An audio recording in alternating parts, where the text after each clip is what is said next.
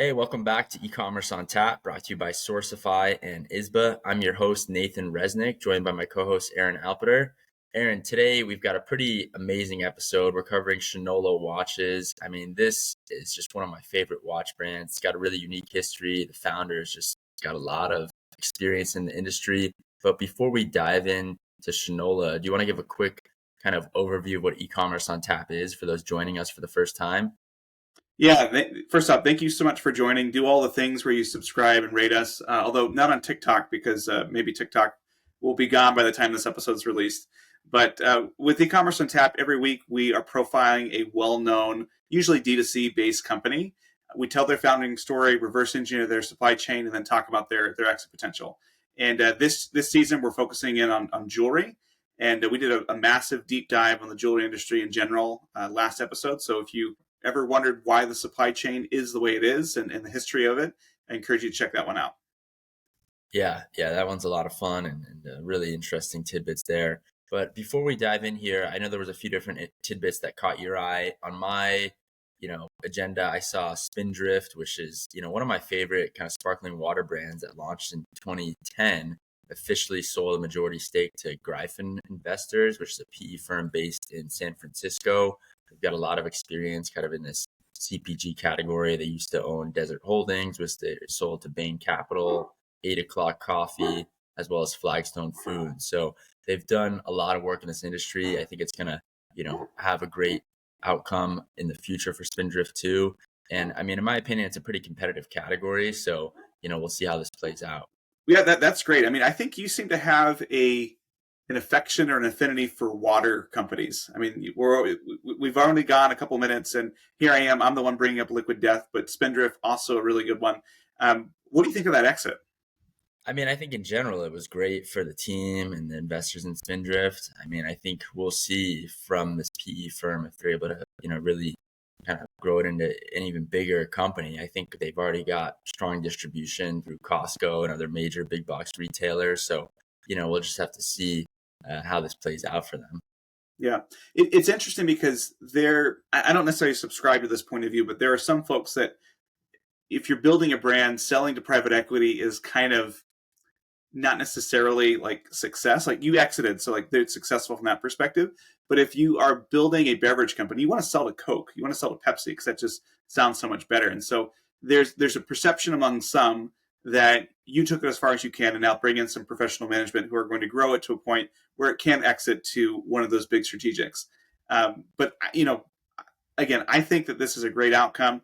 Not every acquisition has to be for $1 billion, although $650 million valuation is getting pretty close. And so congratulations to that team. Totally. It's a great outcome, I think, and we'll see how it plays out in the future. I know you saw news about Anduril this past week. Is that right? Yeah, so I know some folks over there. I've been to their office. Really interesting company. So they are a defense startup that was started by the guy who started Oculus, right? Sold to Facebook. And they make drones in AI and all these sorts of things that were kind of, not in vogue 5 or 6 years ago when they got started. And now they're really in vogue and they're doing phenomenally. So their revenue, they just announced, grew to $1 billion in 2024. Up 100% from 2023. And they're expecting to 2 or 3x their revenue again this year and through the Trump administration. So they have just an enormous piece here. Defense is obviously a big industry. And when you look at the total spend of the U.S. Department of Defense, $1 billion is like literally 1/900th of the total spending. So they have a long room to grow. And they're doing well there. But they announced this revenue milestone because they're planning a $100 million tender for their employees to get some liquidity. And so they're going to allow some folks to sell their shares. So they need to release some more information so people know what they're buying into. But I'd be interested. I think this would be one that looks like a good investment. They're hitting on all cylinders and they're doing things in a much different way. Yeah, I mean, I think it's interesting just to see the overall sentiment of these kind of defense tech companies. I think this industry has grown a lot and we're seeing more and more startups, plug into the DoD budget. And, it's a huge budget, as you mentioned, but we'll see how it plays out. I mean, I think in general, it's never good to have, one customer, but in the American government, that's kind of how it goes. And I saw you launched another podcast, right? I did. So this is something that I had been kind of doing on the side for about a year and a half, and we decided to make it more formal.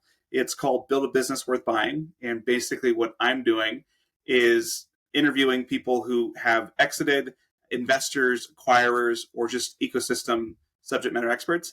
It's not meant to be an entry level podcast. It's meant to be really deep expertise on the nuts and bolts of how to get your company ready to sell and what a car is looking for. And I have you to thank for it. I mean, you gave me the confidence with doing this with you for last year, and we launched it last week, and it's been doing really well, and just grateful for that opportunity. Yeah, it's been a lot of fun. And so for those that are just, kind of tuning in here on this season we're focused on jewelry. The first episode, we did a deep dive on the category at large. And today and going forward for the next few episodes, we're focused on specific companies within the jewelry category. So for those that don't know Shinola, I think what's interesting to start with is that they kind of, if you look at the history of Shinola, touch on shoe polish, bicycles, and running a hotel. And so, Aaron, to kind of kickstart us here, I'm curious, what do these three things have to do with making watches? I had no idea. Like this is like the most random thing. It almost felt like whose line is it anyway or something, where people give you three random things. It's like, oh, we have a narrative here, but as you'll see here in the next couple of minutes, it actually does make sense. So we're going to go back to 1877, and Shinola was the name of an American shoe polish company. So that's where the shoe polish comes in, and they were very popular in the mid 20th century. And it was so well known that the GIs that came back from the war would say, "Hey, you don't know crap from Shinola." And the thought was like, it's this dark thing, and you're putting it on your shoes. Is it poop or is it actually shoe polish? And so it was mainstream. It was something that was so ubiquitous. It'd be like the equivalent of Kleenex today. Like we just know what this brand is.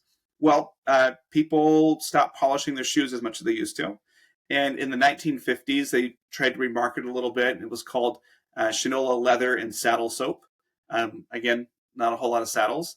And ironically, it was owned by Best Foods, which became part of Unilever, which I worked at. So I can say that I have a tangential connection here. But in 1960, this company went out of business, and the brand ceased to be produced. And it was just something that was there as kind of traditional Americana. And so if you look online, you can see old Shinola ads, and they're exactly what you would expect from the 1920s, 1930s. They're actually kind of beautiful, very interesting. But that was the equity that was left behind, and it basically sat dormant for 50 years until the name was purchased by Tom Kartsortis in 2011. And Tom had an interesting vision here. He was kind of similar to what Warren Buffett had done, where he bought this textile mill called Berkshire Hathaway and turned it into something very, very different. He had this thought of buying this shoe polish brand that had an interesting name and doing something very, very different with it as well. And as we'll get to here in a moment, the really the only thing that Tom could think to do was watches. And his founder background is really fit to produce watches, right? So he is best known for founding Fossil Group in 1984. And, Fossil Group became this huge watch and lifestyle brand. I mean, I think they're still publicly traded today. But I mean, Aaron, I think you had a Fossil watch growing up. Is that right? I did. And this was like my prized possession. I think like 8th or ninth grade. It was the first watch I ever purchased. And I called it my James Bond watch because I think this was when, Pierce Brosnan was James Bond, and he came out and he had a Fossil watch, and, that was good product placement. It worked on a 13-year-old kid. But I thought it was great. And to me, it was something that was very, very nice. Don't know where it is now. It's probably gone somewhere else, but I thought it was a great watch. Yeah. And I mean, the unique insight for Fossil originally was basically just importing cheap fashion watches from the Far East, which was kind of new at the time. And, only 10 years later, in 1993, the company IPO'd on the NASDAQ under the ticker FOSL. And it's still publicly traded if you want to, check out the ticker. The watch or the brand was worth as much as $139 per share in 2012. Today, it's worth less than $2. So it hasn't performed super well in today's market. But I mean, it is just an incredible story. Tom, has not been actively involved in management since the early 2000s. He, was still registered as chairman in 2010. But, it's interesting because in 2003, Tom then goes on to found a PE and brand management firm, Bedrock Manufacturing Co. And this name derives from his hometown cartoon character, Fred Flintstone. So I love it. Bedrock, that's where it kind of stems from. And it's known for its low profile. The Texas-based company has built up a portfolio of consumer brands, particularly aligned with American products. And so they really try to lean into this kind of American-born ethos and American branding. And so, now the company owns Shinola, Filson, which is like an outdoor clothing brand, among others. And, I think, Did you see their website, by the way? yeah. Like, you guys got to check this out. But basically, think of going into Canva and saying, I need to make a graphic. It's not clickable at all. There's no other pages. It just says, here's our logo, here's a phone number, here's an email. That's it.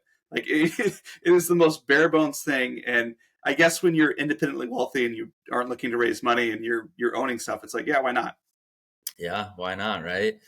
But, I think after leaving Fossil, Tom wasn't quite sure what he wanted to do next in his career. And, I think together with his family, he decided to focus on creating, and generating jobs for Americans. And that was kind of really the initial goal and insight behind Shinola is, how do we start Shinola as a social endeavor to create at least 100 jobs in economically distressed cities. And so at the time when Shinola was really founded, there was, Detroit, which was one of the most distressed cities in America. Yeah, And Detroit was bad. Detroit was bad. I mean, you look at all these things that are there. Obviously, everybody knows Detroit from like the huge manufacturing base, and that had just been gutted over the last couple of decades.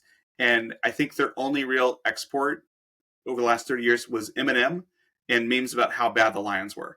yeah, And, they were just completely messed up because there have been so many people that had left the area. The government couldn't support everything. I mean, you've got these roads and these sewers that whether or not you've got 1,000 people living in that area or one person, you kind of have to still have the sewer work and take care of all that stuff. And so Detroit declared bankruptcy shortly after the launch of Shinola. And this is also a place where entire city blocks are abandoned. And I don't know, did you ever see these things where you could buy a house for like $5,000 in Detroit? I think And like, it's the news. yeah, you're just like, oh, let me go buy 30 houses for not that much money. And it's just ironic that in the same country where there are homeless camps in LA and San Francisco, that Detroit was paying to destroy houses because it was cheaper than trying to have these eyesores on there. So very, very interesting. Yeah. And so, Tom really started this kind of as a social endeavor for Detroit. And, he kind of had this thought of, can we create some manufacturing capacity in America for, themselves as well as other large brands? And to win that business, they needed to prove that they could make watches. So they bought 2,500 units worth of parts to assemble. And in order to sell those parts, they did, initial tests in a just newspaper ad, quote unquote, the great legacy of Detroit watchmaking starts now, and asked customers to prepay $550 for a watch that nobody had seen. And what was pretty remarkable about this is they sold out almost instantly. I mean, I kind of remember this being on the news and through social media, because it was this kind of watch brand trying to, inspire this next generation of watchmaking. And at the time, I followed a lot of the kind of, hype beast, fashion oriented media outlets, and they definitely mentioned Shinola at the time. And so, I think people had really never seen anything like this. And, they decided to, not go that co-manufacturing route and instead, pursuing this own idea of making Shinola an icon of the American industry in Detroit. And I mean, it's just pretty remarkable because Shinola now makes watches, they've done bikes, they've kind of turned into this whole lifestyle brand, right? Yeah, they have. And I think that's the interesting part is they went from, hey, we're going to be a factory, we're going to sell other people's brands, to we're going to be a watch factory, to now we want to be this icon. And as you mentioned, in order to become an icon, you've got to have lots of other products. And so let me just read off this list of things that they design and manufacture and sell. So they do luxury products, right? So we'll start with watches. They'll do leather goods. They do jewelry. Then they get into audio equipment, headphones, bicycles, home goods, and they actually operate a hotel in Detroit as well. And so it's just like this wide gamut of things that don't really seem like they come together, but they've got an interesting narrative behind that. But I think Nathan, this is a pretty diverse assortment of ideas. What do you think is the filter that they have to determine if it's something that they do or don't do? Yeah, I mean, I think it really focuses on quote unquote American made, right? And so they want to strongly resonate with the US public. I mean, I think Tom believes that this is a huge factor, even more than the design of being American made. And, I think journalists in the past have kind of highlighted the irony that he became a multimillionaire with Fossil by manufacturing products at a low cost in Asia and importing them into America. But, now he's kind of flipped that script and focused on how do we, produce and make these products in America.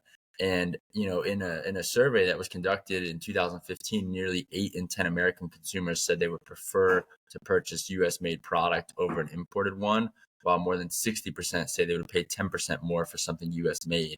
And so, I think that really aligns with what he's done with Shinola. And before he really started scaling, they had commissioned a focus group and asked participants whether they preferred a $5 pen from China, a $10 pen made in the US, or a $15 pen made in Detroit.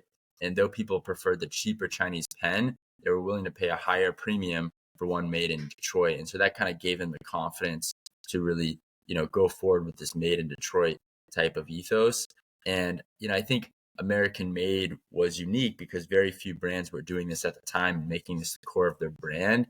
And I mean, it's interesting to see if this can become, and, if you think, Aaron, does this become a strategic advantage that, has become more common? It's interesting because there is a huge push toward reshoring, right? This was an interesting thing in 2010 because it was, of course, you're gonna make a watch, you're gonna go to Asia, you're gonna go to China, and like that's just how things were done. And this would be the equivalent today of saying, hey, I want to start a manufacturing business in Nigeria. And people are like, Nigeria, that's odd. But probably 10, 15 years from now, that's going to look like it's a really good idea. And this kind of reminds me of Seventh Generation, the eco-conscious laundry company that Unilever acquired. Basically, they started out saying, look, we are going to come up with things that are better for you, better for the environment. That was our niche, and that's what people flocked to. But what happened is that became more mainstream. Everybody else started to do those things as well. And so what made them special was not special anymore, right? In one case, they had won because this change that they wanted to make in the world was becoming more mainstream. On one hand, they kind of lost a little bit because their competitive advantage had eroded. And so I think that in this scenario, I think there's going to have to be more than just we made it in America. And I think they're doing the right thing by actually going in and doing these hotels, these bikes, these things that are premium experiences, because they're making this shoe polish brand mean really nice watches and mean, luxury leather goods and all these other sorts of things. And so I think they're thinking about the right way where this American made piece is probably a temporary competitive advantage, but it's not going to be a sustaining competitive advantage. It's really that building that brand and those things that they're doing, which is interesting. Yeah, and I mean, in 2016, they were kind of caught up in controversy, right? The FTC basically came after them and as a step to kind of quote unquote protect the public from deceptive or unfair business practices, suggested that they change their advertising to describe, to kind of change their description of built in America.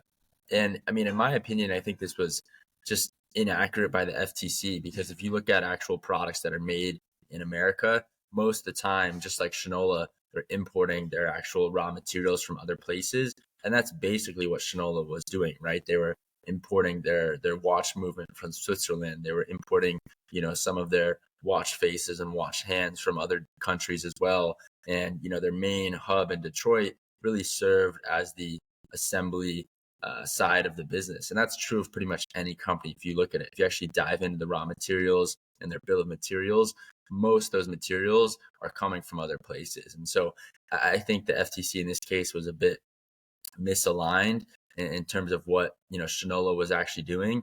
And Tom, replied to the FTC in an open letter that was shared by a lot of different news outlets that, really highlighted that their mission and marketing implies that they're more of a job creation vehicle and not a quote unquote made in America play. I mean, if you try to make a watch from the ground up in America, I think it would be near impossible because I don't know of any, kind of watch movements that are necessarily American made at the scale that Shinola was going for.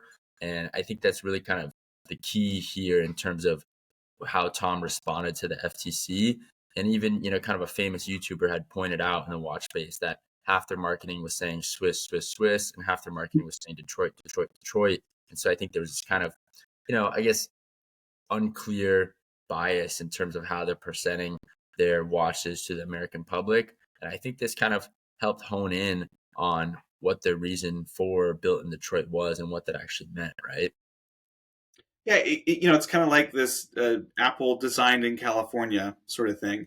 And, it's interesting because it really comes to this question of what should made America actually mean? Does it mean that every raw material, was taken out of a mine in Arizona and refined in a smelter in Oregon and then shipped to a steel mill in Detroit?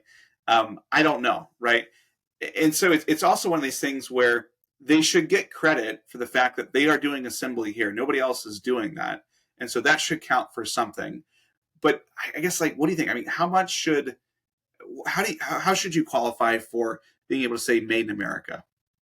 Yeah, I mean, in my opinion, if everything is assembled and produced here, then it should count as, made in America, because at the end of the day, it's very rare that you're able to get all the raw materials from just the States. And even if you, are buying those raw materials from someone else in the States, they might have imported that from somewhere else, and they're acting as a wholesaler or middleman, right? So I think Yeah.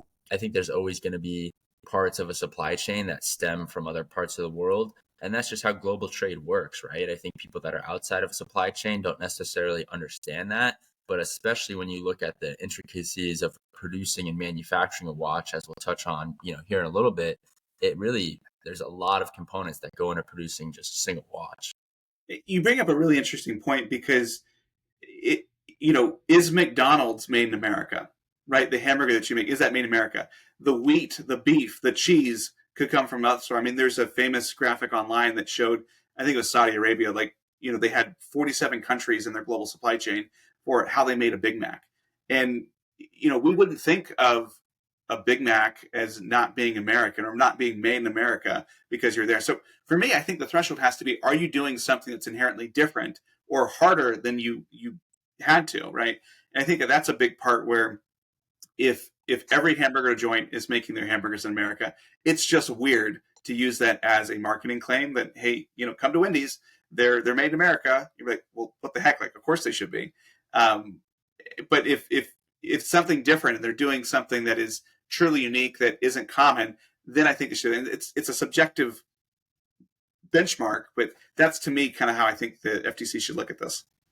Yeah, I mean, I think a lot of consumers just aren't aware of how a supply chain works and how global trade, plays a vital role in how you get products and what you buy and eat every day. I mean, I remember just like the other month, I think it was late last year, I learned that Chomps, the kind of meat stick brand that's been super popular and growing like crazy, they get some of their meat from like Madagascar and like all these kind of random places. And I was like, wait, what? This is not American beef. And, it kind of made me look at these beef sticks in a different way, to be honest. Not that I think that the beef there is lower quality, but just that I didn't even realize that they have this global supply chain that, because their demand is so high, they have to look in other places to produce their product. Yeah, it's just weird that that is still cheaper to have something move it across the world, and that's how things are built. But uh, so be it. At the end of the day, Made in America is a marketing play, and it seems to be working. Right, like a lot of politicians really like Shinola, if anything, because of what it represents, and not necessarily because it's. I wouldn't say it's not making it, but it is making an impact for those people in those jobs. But this is something that Bill Clinton wears one. Former Republican Rick Schneider, the governor of Michigan, wears one. And so a lot of these folks are looking at this and saying, hey, I want to show that I support American workers. If I'm going to spend $3,000 on a watch, let me do it for somebody that made something in Detroit versus, somebody from Switzerland. Yeah, yeah. And I mean, I think that reflects quite a bit in their financial growth. I mean, so there's been different reports here that the company has struggled to generate a profit, but their revenue growth, is really impressive. So they were founded in 2011. It took about 2 years to build the factory and pivot to becoming a brand versus a contract manufacturer. In 2013, their revenue was about $20 million. Steve Bach became their first formal CEO, and Tom, really was the visionary behind the brand, but never took that official CEO title. 2014, about 60 million in revenue. 2015, 100. 2016, 124. This is when Tom Lewind becomes CEO. 2017, the company was expected to turn a profit, but did not. 2019, they employed 610 people. This year, the company did announce a 5% layoff. And it wasn't the first time the company reduced its staff members. And Shannon Washburn becomes CEO. 2022, they have about 400 employees. Shannon leaves her position as CEO.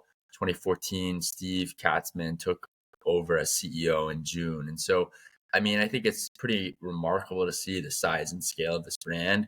I do want to touch on that. A lot of their employees are kind of more of the manufacturing type. They're in the factory producing these watches, which is, a really hard thing to do in America. But it's not like 400 team members are all in marketing and sales and design, right? So just want to touch on that because I think for a watch brand of their size, having 600 employees or 400 employees, is a ton of people. Then you realize, okay, a large portion of those employees are actually doing the manufacturing. Yeah, and they went out and did what they said they wanted to do, right? Which was creating manufacturing jobs in the U.S. One of the things that I think is really interesting about Shinola that we've come back to is the fact that they own their own manufacturing and that they did so in the U.S. I know you've got a lot of experience in watch manufacturing. You've been to a lot of factories. How hard is it to actually make a watch? Yeah, I've been to so many different watch factories through China. I think as everyone in supply chain realizes, there's different hubs for different types of products, and the reason being is because the supply chain of those products stem within that area. So for watches, a lot of times they're outside of Guangzhou and Shenzhen area. Watches are so intricate, right? For a single watch, there could be almost 100 different pieces. You think about all the hands, the movement, the face, the strap, the case, like all of those little pieces need to be put together. And typically when you're importing watches, you're dealing with the main assembly factory who is actually handling that part of the supply chain. In Shinola's case, there could be 100 plus parts that go into one of their watches, and they're dealing with their own supply chain in-house. So that's partially why they probably have a big supply chain planning team to try to forecast and understand, okay, how many hands do we need for this model, and how many movements do we need, and how many straps? Because you've got to understand, okay, what is consumer demand going to look like for each of these pieces and products? And you've got to work backwards from that. And so it's really intricate. I think when people wear a watch, they don't realize how many pieces and parts go into it and how complex it can be. But even within a watch movement, there could be, I don't know, upwards of 100 tiny parts just within the movement itself, which, a movement is then placed in a watch to make the hands, move. And so it's really intricate. Obviously Swiss manufacturing is kind of the luxury side of the manufacturing industry, but I think the majority of watches are made within China. And you can correct me if I'm wrong, but I'm pretty sure that's the case. And I think, Aaron, you actually have some family history in watchmaking. Is that right? I do. So my grandfather was trained as a watch repairman. It was one of his first jobs that he had when he got back and was working. And he worked at a shop in New Philadelphia, Ohio. And that skill set of being able to work with all of these really tight movements and getting everything to work together, that actually led him into his career where he worked on the Minuteman nuclear missile. And so he wasn't trained to work on nukes necessarily, but the fact that the precision and all of the know-how that came into repairing watches, understanding how it worked, putting them back together, that was the training that the military or the government was looking for in order to have people who could work on the guidance systems and the other pieces there. So that's kind of my connection. And I was thinking about my grandpa as we were preparing for this one. Yeah, that's remarkable. That's really incredible. And if you think about kind of how Shinola's decision to do this in America complicated things, as we touched on, the company now has more than 500 employees. The original goal was just 100. And so I think it's something about, built in Detroit that is in their ethos that really kind of makes this just so remarkable to me. I mean, if you think about their original goal of social impact with this, I think they've exceeded that in a lot of ways. I think the company quickly learned the complexity of finding skilled labor and training new hires was a lot harder than they had thought, just because most people in America, they don't have much experience manufacturing watches. And I think, in Detroit in particular, it on one hand made it harder for workers to leave because, there's not as many, options in that workforce in Detroit. But it also was hard to train and build retention and just create a great culture there, I think, on the other hand as well. Well, you think about they went through an enormous amount of work to train and qualify these people to assemble these watches to do all these movements, and so that is a premium skill. But there is only one watch assembly company in Detroit, and so if you're unhappy about something, you think you can go get money elsewhere. You can't just go down the road to the other guy, right? You're like, all right, I guess I'm moving to Asia, right? Switzerland. It's interesting how that worked to their advantage, where what was a disadvantage of there not being labor has now become an advantage of there's no competition for that labor, and so they've got a really good way to keep that talent in house and to build on that tribal knowledge that they're creating. Yeah, yeah. And I think if we look at their supply chain, it really kind of touches on what we had said in terms of, though the company tries to produce as much as possible in America and they're constantly working to vertically integrate themselves, they are mostly just assembling these watches in America. One of the major watch blogs, Hodinkee, which also sells watches now, wrote a piece on how the company brought in dial manufacturing to the US. So they got BAT, which was their experienced Taiwanese dial supplier, to actually come in and train their staff to make their own dials in the US, which is a huge step to verticalization. And I think really, hadn't necessarily been done before. And so for watch movements in particular, Shinola works with Ronda and Siletta, which are two well-known white labeled suppliers with movements from Switzerland. And they also have, references of the company sourcing watch straps from Florida, as well as leather from Chicago. And so, what's interesting though is that about 85% of all imports by the company are from Asia, with a strong focus on China and certain shipments coming from Vietnam and Taiwan, and about 15% coming from Europe, like Italy and the UK. So it's interesting because, to actually verticalize watches, it's really hard to do in America. You need to have this global supply chain for your movements and other pieces of a watch. Yeah, it is interesting because as we talked about earlier, they are so Detroit forward in their branding and messaging and things like that. But their supply chain invariably runs through Asia, and there's just no way to get around that. And I guess my question to you would be, as they think about just resiliency and having optionality, is there a risk to doing your assembly in the U.S. and still having your supply chain for the most part in Asia? Yeah, I mean, it's a good question, right? I think it still makes you at risk to a global supply chain, right? Different issues that come up with importing raw material, and different assembly issues with your workforce. They're having to deal with a lot more than, say, if they were to just produce their watches in Asia and import them, as if they were manufactured in Asia. But that really wouldn't align with their brand ethos, and really, I think, would, kind of destroy their brand, if you ask me. When I think of Shinola, I really think of built in Detroit now. And I think they've tried to take a lot of steps to hone in on this ethos, right? So in 2014, the company announced its own leather goods production facility, which was about almost 14,000 square feet, made by, or, done with machinery brought in from Italy. And that was actually a joint venture with Fraloba, which is a Swiss operated business that's been in the leather industry for 2 generations. And so those, leather workers from, Switzerland have come in and helped train Shinola's team to ensure no quality is sacrificed. And then in 2017, they actually saved Roma Industries, which was a tannery in Florida that, really, I think, helped reinforce its commitment to American manufacturing.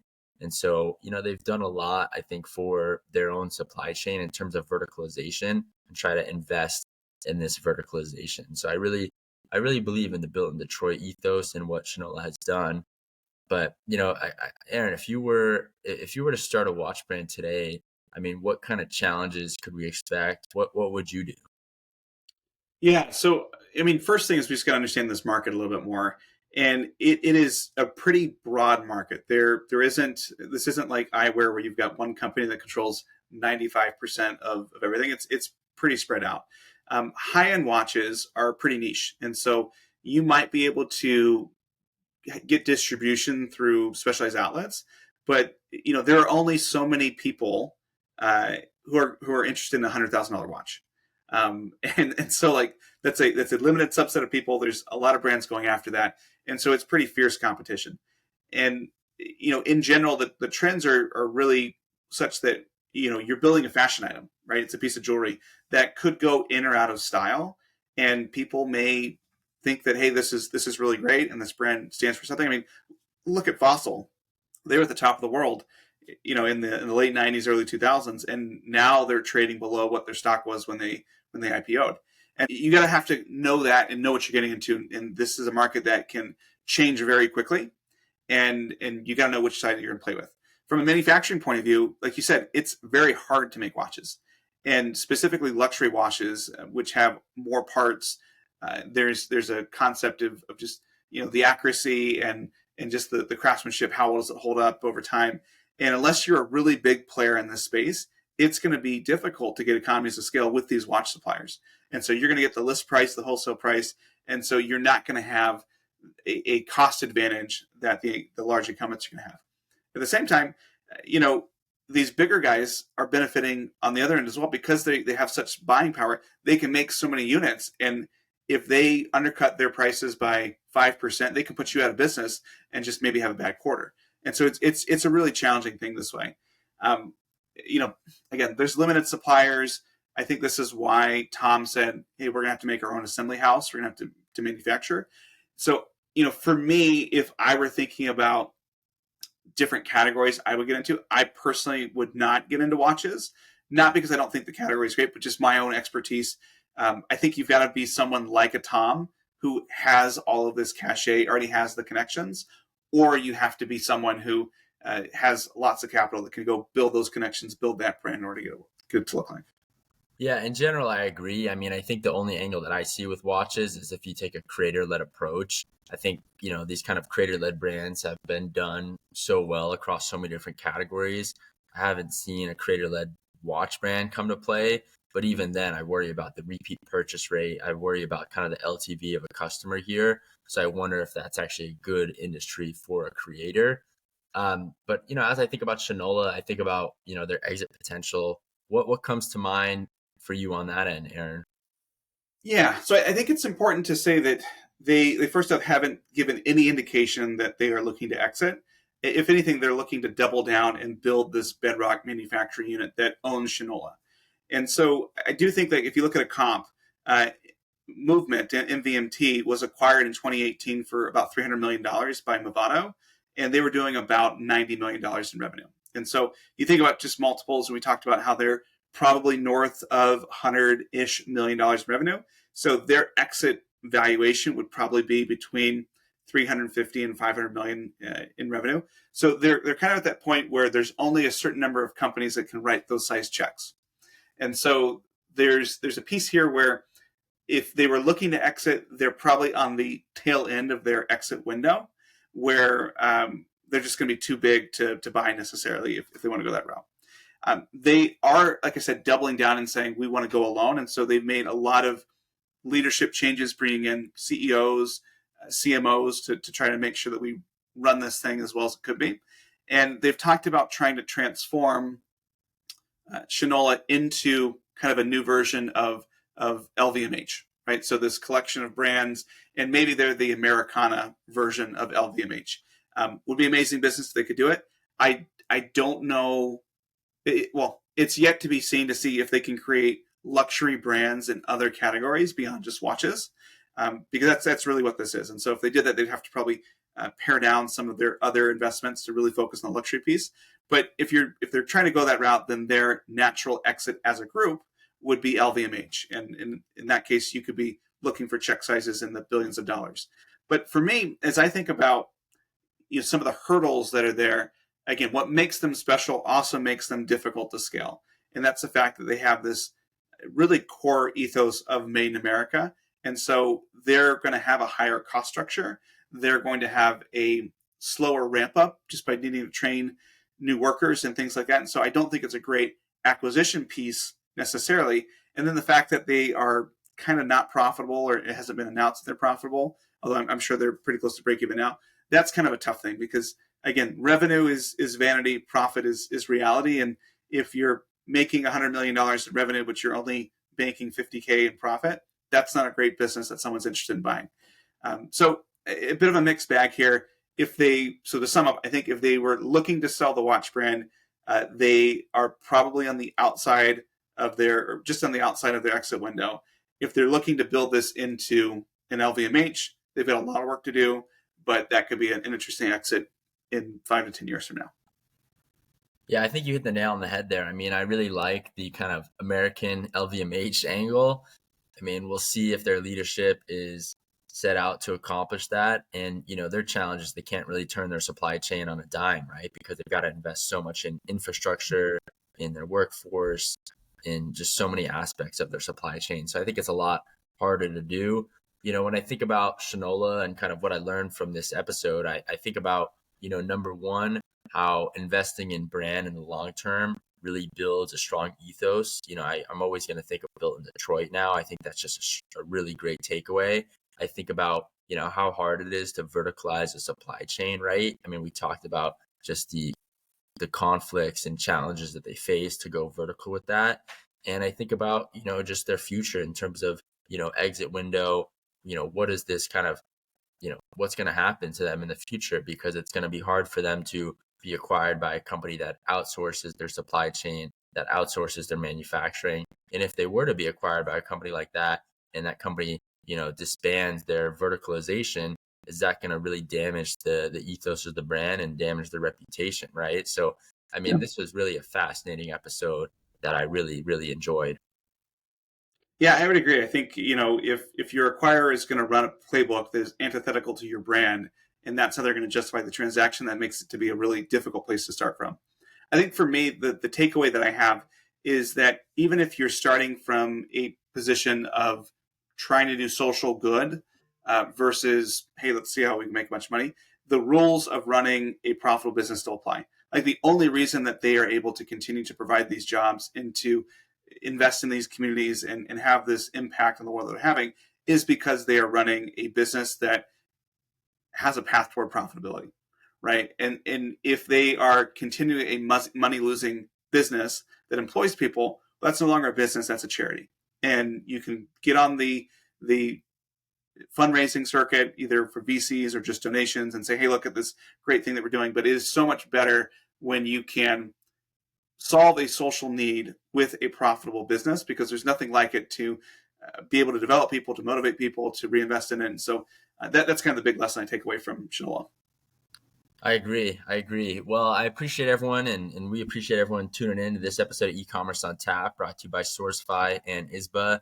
Please leave us a review. Let Aaron and I know what you think of this episode on LinkedIn or Twitter. We always actively post there. And share with a friend. We're always excited for new listeners. And thank you again for tuning in to this episode of E-Commerce on Tap, brought to you by Sourcify and ISBA.